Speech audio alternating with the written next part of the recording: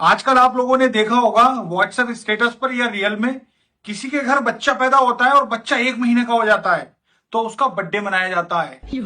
बच्चा छोटा होता है, बैठ नहीं पाता है, तो उसको बेड पे चादर बिछा के लिटा देते हैं और उसके खिलौनों से या ड्राई फ्रूट से एक बना देते हैं अगर बच्चा 1 महीने का हो गया।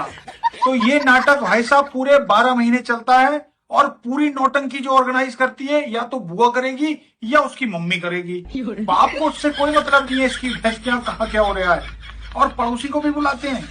पड़ोसी पहले बर्थडे पे तो आ जाता है, दूसरे तीसरे चौथे पांचवें बर्थडे पे नहीं आता, कहता है यार इनका तो हर महीने का नाटक है, इसकी भैंस क्या कहाँ तक गिफ्ट दूं मैं।